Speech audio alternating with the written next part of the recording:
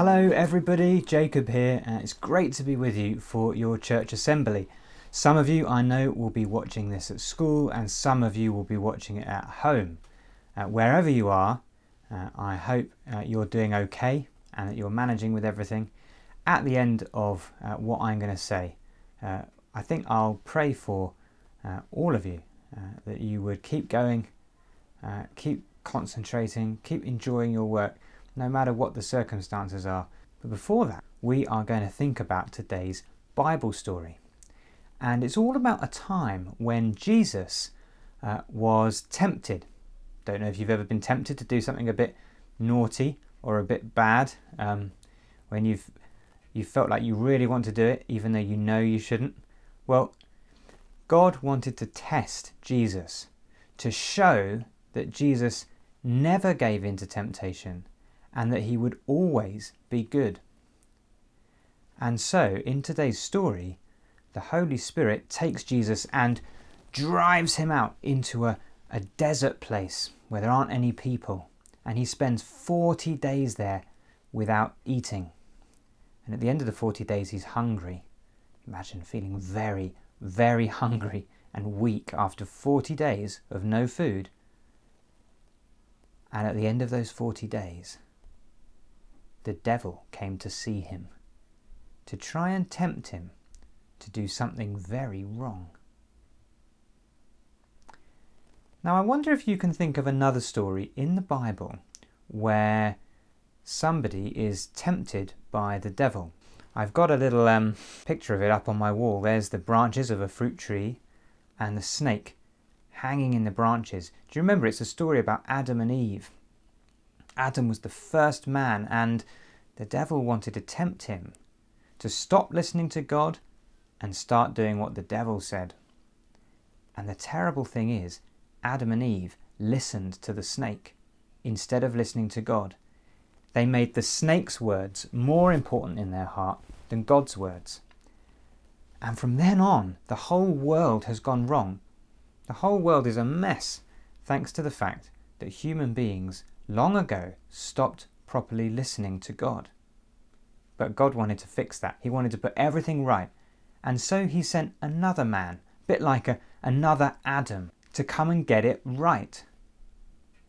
And so we come to today's story where Jesus is also going to be tempted by the devil. But this time he doesn't make the same mistakes that Adam and Eve made. Let me read you the story from the Bible. It's from Matthew's Gospel, chapter 4. It says this: "Then the Spirit led Jesus into the desert to be tempted by the devil. After spending 40 days and nights without food, Jesus was hungry. Then the devil came to him and said, 'If you are God's son, order these stones to turn into bread.' But Jesus answered, 'The scripture says, human beings cannot live on bread alone, but need every word that God speaks.'"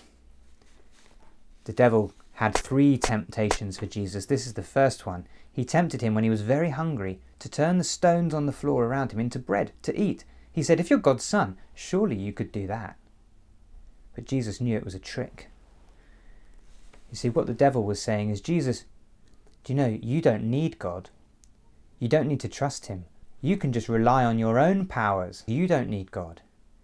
And Jesus' response was basically, yes, I do.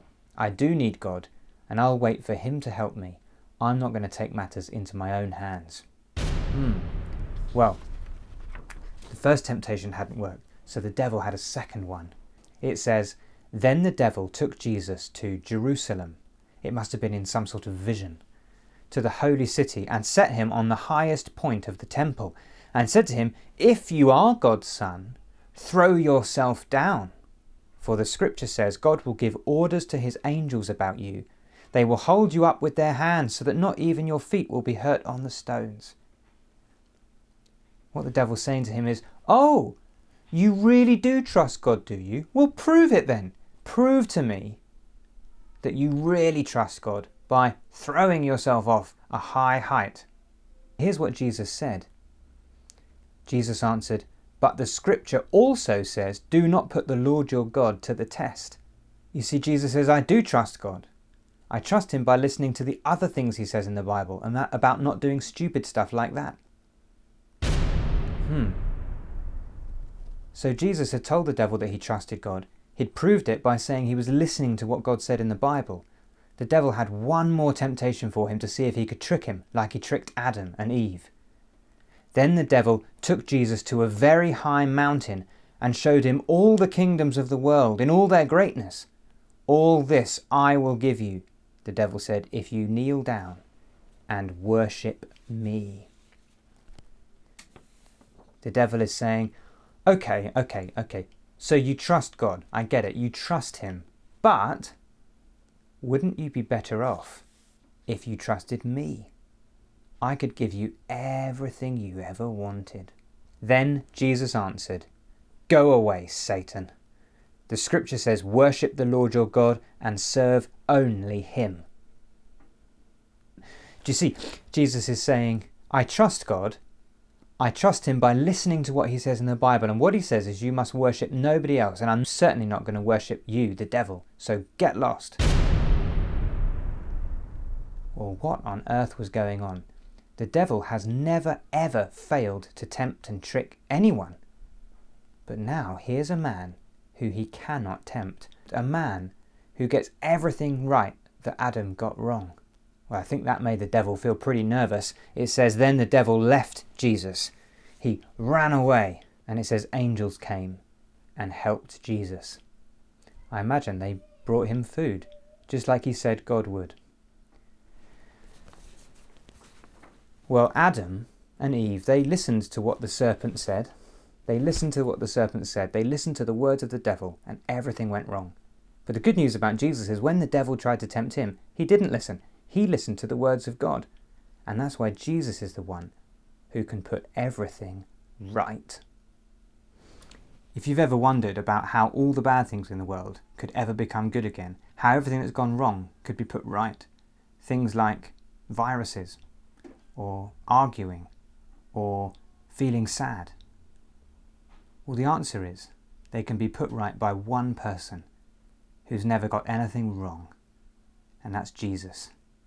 And we're looking forward to the day when he does fix everything once and for all. Why don't we pray? Heavenly Father, thank you for Jesus, who got everything right that Adam got wrong. Thank you that he didn't listen to the devil, but he kept on listening to you. And thank you that that means he can put everything right. Help us to look forward to all the good things that Jesus is still going to do for us. And now, at this time when we're having to work, some of us at school, some of us at home, finding it difficult having to learn online, not getting to see all our friends, please, we pray, would Jesus be with us? Would he come and help us by his Holy Spirit until we can finally get back to school? And we ask this in Jesus' powerful name. Amen.